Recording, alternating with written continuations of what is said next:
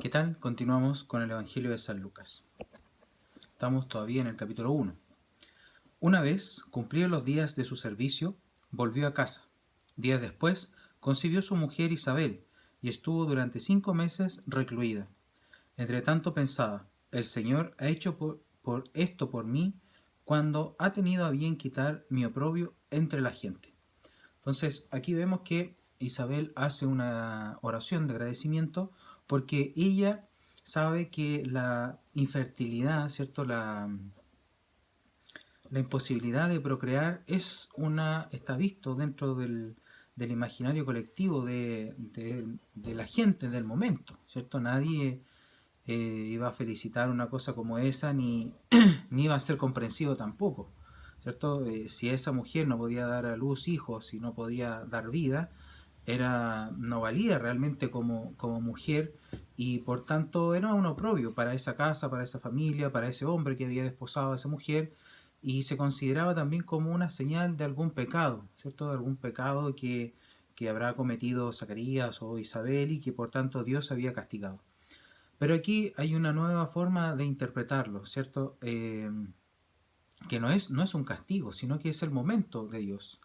El momento de Dios. Y quizás hace esperar a los que más anhelan la bendición de Dios. Y podríamos incluso pensar a los que más se la merecen, ¿cierto? Es fácil, al menos para mí, imaginar que la unión, el matrimonio, ¿cierto? De Zacarías y de Isabel, lo más probable es que hayan sido personas santas, ¿cierto?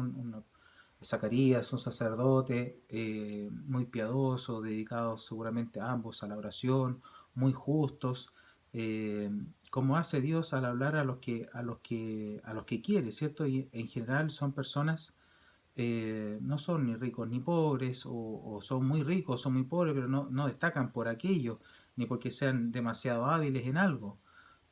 Si destacan es por su piedad, por su deseo de estar y hablar con Dios. Entonces, eh, este oprobio, ¿cierto? Que Isabel entendía que tenía por no poder tener hijos, el Señor se lo levanta, ¿cierto? Le perdona, de alguna manera Isabel se siente perdonada por esto, se santifica, es su forma de santificarse, es su forma de purificar las ideas de este mundo con la bendición que Dios le ha dado para que pueda comprender que lo que le dice el ángel a Zacarías, ¿cierto? Para Dios no hay imposibles, no hay imposibles. Y si había algún problema, iba a ser superado por la gracia de Dios. También es destacable porque nosotros, ¿cierto? Nuestra cultura occidental va a conocer a María Santísima como la Virgen, ¿cierto? Sobre todo el mundo hispánico, la Virgen, ¿no? No tanto como Nuestra Señora, que es su título como más universal, sino que la Virgen, y esta es la Virgen Madre. Entonces, de alguna manera, la virginidad de la Santísima Virgen, para la redundancia, ¿cierto? Es un símbolo y un signo de la novedad del Evangelio, la novedad de una nueva interpretación acerca de la existencia del ser humano, acerca de la existencia del hombre, acerca de cómo puede el hombre existir en este mundo, ¿cierto? Y no todo se acaba en lo material, no todo se acaba en trascender en los hijos, en los nietos, en la descendencia, sino que hay algo más. Y este más es sobre todo en calidad y cantidad, ¿cierto? La Santísima Virgen, eh, conservando su pureza y virginidad, se hace la mujer más fecunda, la mujer más fecunda, ¿cierto? La virginidad era en ese momento, y diría yo ahora, solamente que ahora se cree que no tiene, pero es falso. La verdad que se tiene un gran aprecio por ese don, por esa característica. Pero en ese momento la virginidad era un don, ¿cierto? durante un tiempo limitado, ¿cierto? Porque la solterona no era una cosa eh, apetecible, apreciable, valorable, no, para nada, para nada. Hoy día tampoco, solamente que se ha hecho ver como que sí, ¿cierto? Para así tener una población dedicada al trabajo solamente, ¿cierto? A la producción de dinero y a la conquista de él. Pero no es, actualmente tampoco es así, solamente que lo vivimos de otra manera. Vivimos como si no fuera algo apreciado, pero lo es. Y lo precioso de esto es que esta mujer, la Santísima Virgen, eh, consagrada probablemente ya a Dios antes de su matrimonio con José, eh, se convierta, ¿cierto? Este don que en ese momento no era realmente un don o no era algo que una mujer debiera prolongar en el tiempo, porque la mujer estaba para dar hijos. Pero increíblemente, esta decisión de María Santísima, este interés de conservarse virgen y pura, ¿cierto? Porque ella ya tenía la experiencia íntima con Dios. Y quien tiene esa experiencia con Dios ya no necesita nada, no necesita nada más, no necesita ningún otro complemento. Y el Señor se lo respeta, ¿sí? Y esta virginidad la vuelve en la mujer más honrada de toda la historia de la humanidad y la vuelve la mujer más fecunda porque se hace madre de millares y millares de cristianos a la cual todos nos encomendamos en todas nuestras necesidades y lo hacemos porque somos escuchados por ella, porque algunos santos, ¿cierto? Y padres de la iglesia la denominan como la omnipotencia suplicante, porque después vemos en la boda de Caná, ¿cierto? Que el hijo no le va a negar nada a su mamá. Y así lo hemos visto que actúa. Y en este sentido recordar algo tan popular como que jamás hay que tener miedo a querer muchísimo a la Santísima Virgen, porque nunca vamos a poder emular en algo el amor que Dios, que Jesús le tuvo a su madre. Por más que nos esforcemos, hay un esfuerzo como a porfía, por eso no hay que temer ni estar haciendo caso a ningún tipo de comentarios, porque el amor a María Santísima lo único que hace es ordenar nuestros deseos, nuestros pensamientos, nuestro entendimiento en lo que para ella es importante, y lo que para ella es importante es Dios. En el corazón, en el centro del corazón de María Santísima está Jesucristo, está Dios. Por lo tanto, no hay ningún peligro ni temor en querer y en hablar y en pedirle a la Santísima Virgen lo que nos venga en gana. Ya ella verá si nos dice que sí, si nos dice que no, si le cuenta a Dios y resulta que Dios le dice que no es conveniente para nosotros, porque todo ocurre para el bien de los que aman a Dios. A veces no lo podemos entender, porque son muy difíciles las circunstancias de la vida en las que nos tenemos que exponer. No lo podemos entender todo, somos bastante limitados, pero no por eso debemos dejar de creer que somos escuchados. Continúa. Al sexto mes envió Dios el ángel Gabriel a un pueblo de Galilea llamado Nazaret, a una virgen desposada con un hombre llamado José, de la casa de David. La virgen se llamaba María. O sea, aquí hay varias cosas, porque primero hay una referencia a lo que pasó con Zacarías, ¿cierto? Al sexto mes de este momento. Y el evangelista se cerciora, ¿cierto?, de decir en específico dónde, en qué lugar, ¿cierto? No es en una parte o había una vez, ¿cierto? Como parten muchos cuentos. Había una vez, no. Al sexto mes, en Galilea, en un pueblito, ¿cierto? En una localidad de Galilea, minúsculo, insignificante.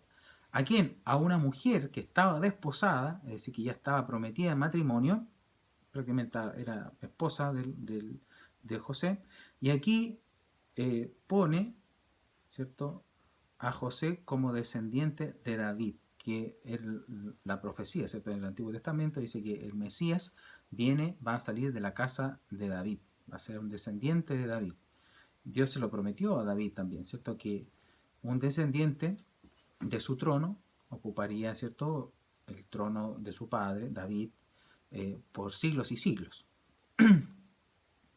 Entonces, por eso se esfuerza San Lucas en colocar estos datos, porque, y para nosotros también son muy elocuentes de que la intervención de Dios en la historia es precisa, no es etérea, no es... Ya si todo esto fuera inventado, gran provecho le sacó la humanidad, pero no es así. Y los datos lo revelan, ¿cierto? Los relatos de la crítica textual, ¿cierto? La arqueología revela que no es así. Pero si solo nos valiéramos de este texto, nos damos cuenta que Dios está interviniendo en un lugar concreto, específico, a personas en específico que estuvieron disponibles a hacer la voluntad de Dios. No así al voleo, gente etérea, había una vez, hubo una mujer, no, súper específico. Ese es el interés en este caso de San Lucas.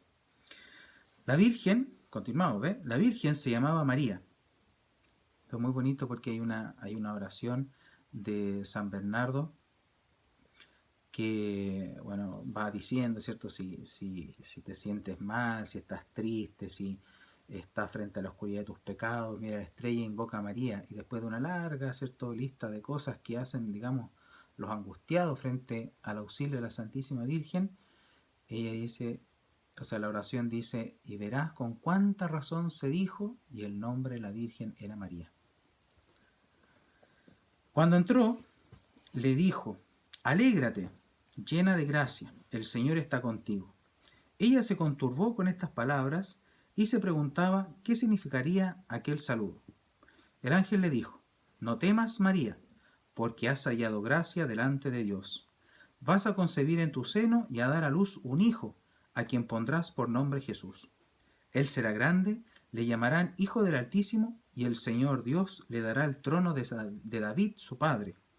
Reinará sobre la casa de Jacob por los siglos, y su reino no tendrá fin. Entonces aquí estas son palabras proféticas y que están reflejadas en el Antiguo Testamento. Entonces eso también es importante para esta tradición. Ya hemos dicho que este evangelio quizás es el que se conecta menos con la tradición judía, pero o intenta separarse un poco de ella, pero a la vez la conserva y la toma, ¿cierto? Hay una historia previa a la historia de Jesús. Hay una historia que relata la promesa del Mesías, la promesa de Jesús. Y por eso el evangelista lo coloque, porque se están cumpliendo en la historia de Jesús, en la vida de Jesús, se está cumpliendo lo que estaba prometido. Es decir, Dios no abandona a su pueblo, Dios no rompe su promesa, Dios cumple lo que va a decir. Dios finalmente es fiel. Independientemente, ¿cierto?, de toda nuestra pobreza y de nuestra traición permanente, ¿cierto? En ese sentido, el amor de Dios es inagotable, no conoce límite, no conoce fin, ¿cierto? Nosotros somos limitados y hasta cierto sentido entiendo que humanamente es bueno que nosotros seamos conscientes de esa limitación en el amor. Y eso nos abre al amor de Dios infinito, incondicional, derrochador, ¿cierto? Que no tiene medida. Tengo la sensación de en tanto que estemos abiertos a esa posibilidad, podamos vivir justamente como Dios vive este amor, ¿cierto? Que no se acaba nunca. Entonces vemos a María Santísima que está asustada, recibe el saludo de un ángel que la increpa, ¿cierto? Le dice que va a ser madre del Hijo de Dios. Le llamarán Hijo del Altísimo y el Señor Dios le dará el trono de David su padre. O sea, no hay otro honor más grande en el fondo. María respondió al ángel, ¿cómo será esto posible si no conozco varón? Que en esto hay que explicar, ¿cierto?, que la condición de estar desposada, de estar casada con José, implicaba un periodo en el que, estando casada, no se conocían, ¿cierto? No estaban juntos, no vivían juntos, ni hacían vida matrimonial todavía. Pero sí que era un problema, entonces era un problema. Imagínense que la Santísima Virgen estuviese comprometida, realmente comprometida, ¿cierto? No, este periodo no es un periodo, no es un periodo de prueba, no. Ya es definitivo que María es la esposa de José. Entonces imagínense el problema que significaría dar a conocer la noticia de que está embarazada y que ese hijo no es de José. Ya si fuera de José, aún así sería un escándalo para la comunidad, para sus vecinos, para sus padres, ¿cierto? Pero María Santísima no pregunta por el peligro de todo esto ni la incomodidad, sino que cómo va a ser posible si va a faltar para que yo conozca a José, ¿cierto?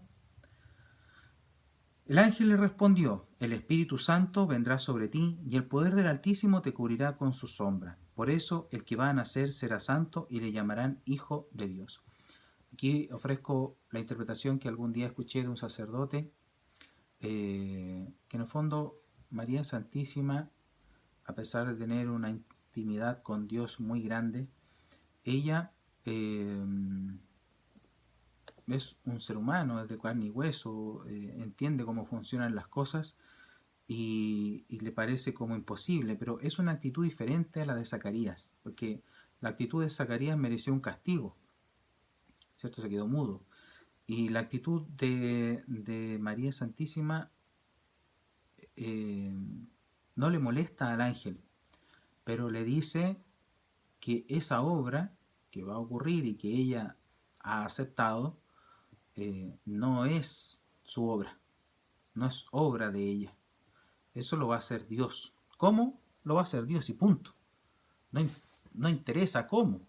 No interesa cómo. Por eso el ángel en el fondo responde como con lo mismo que está antes, ¿cierto? No le agrega nada en verdad a su respuesta. Solamente le dice, le confirma que esto lo va a hacer Dios, lo va a hacer el Espíritu Santo, lo va a hacer la sombra de Dios, lo va a hacer eso.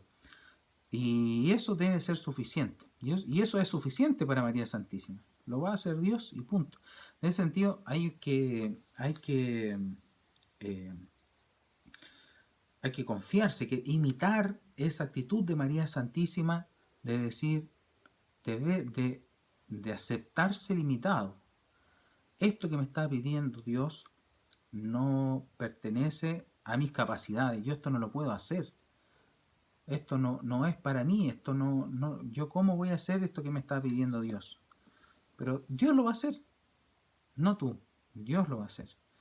En ese sentido, es una actitud que muchos cristianos la han tenido durante toda la historia, pero puede ser que en este momento sea una actitud debilitada en el pueblo cristiano, sea una actitud debilitada en los creyentes, dado que la gente actualmente vive muy confiada en lo que es capaz de hacer y todo lo vive con presión, y por eso muchas personas viven estresadas y viven en permanente angustia y en permanente tristeza, y se enferman, ¿cierto?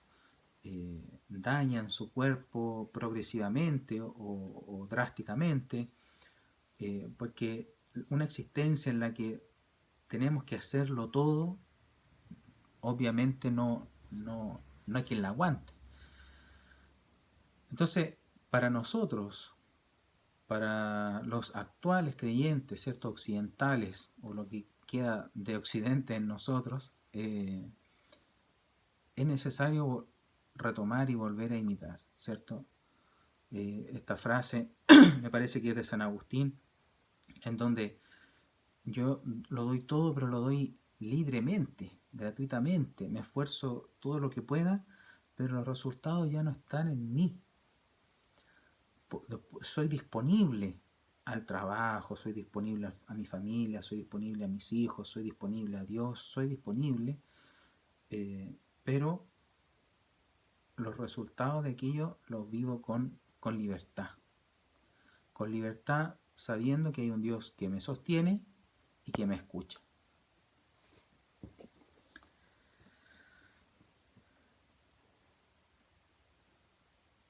Mira, también Isabel, tu pariente, ha concebido un hijo en su vejez y ya está en el 6º mes, la que era considerada estéril. Porque no hay nada imposible para Dios. Dijo María, he aquí la esclava del Señor, hágase en mí según tu palabra. Y el ángel la dejó y se fue. Este momento de la Santísima Virgen, del diálogo entre la Santísima Virgen con el ángel, es un momento muy especial que tiende a pasar muy desapercibido. Pero es muy bello que lo podamos destacar, porque en ocasiones el mundo, nuestro corazón, nuestro ser egocéntrico, hedonista, ¿cierto? Sobre todo para nosotros, sobre todo para mi generación y las siguientes, en donde el mundo ha girado un poco a nuestro alrededor,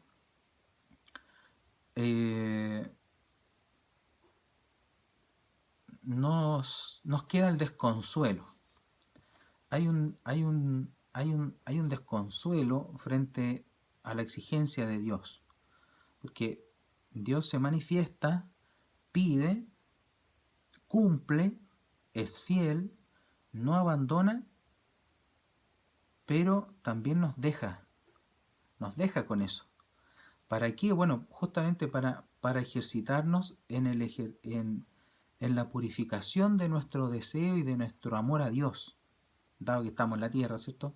Tenemos que ejercitarnos. Después en el cielo ya no hay que ejercitar nada, porque vamos a ver a Dios y no va a haber absolutamente nada que nos haga dudar, ¿cierto? Y no vamos a tener la capacidad de dudar tampoco. Gracias a Dios, en un momento de nuestra existencia no vamos a poder dudar, o sea, ni siquiera se nos va a ocurrir, sino que no vamos a poder dudar.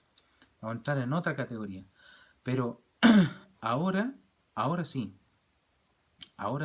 y hay que transitar ese momento de desconsuelo, ¿cierto?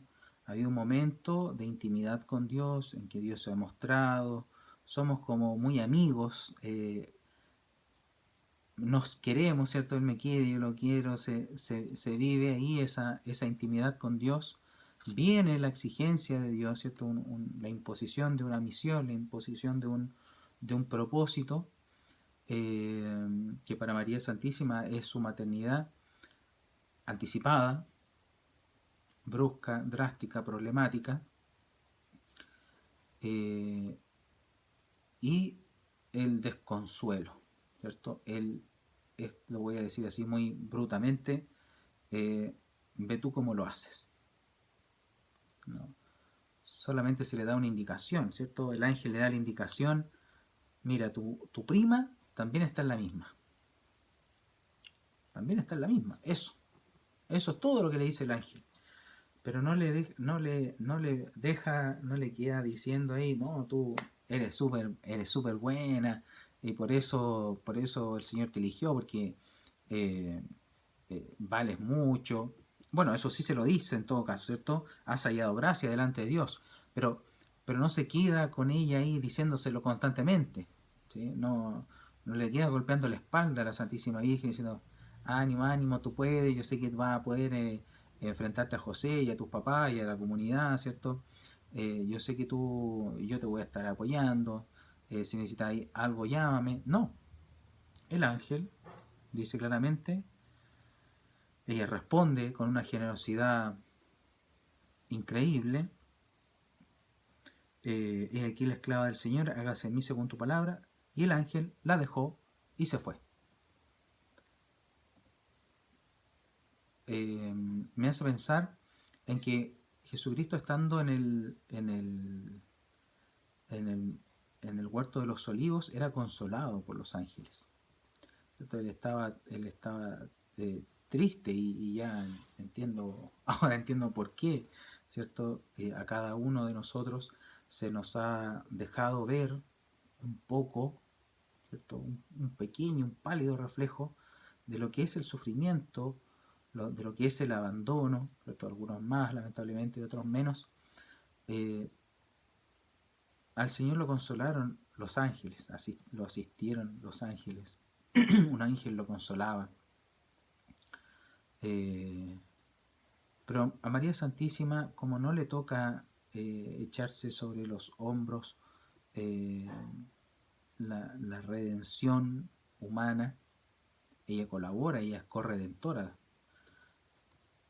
y ella acepta también, como lo hemos explicado en otro momento, al explicar la asunción de María Santísima, ella acepta también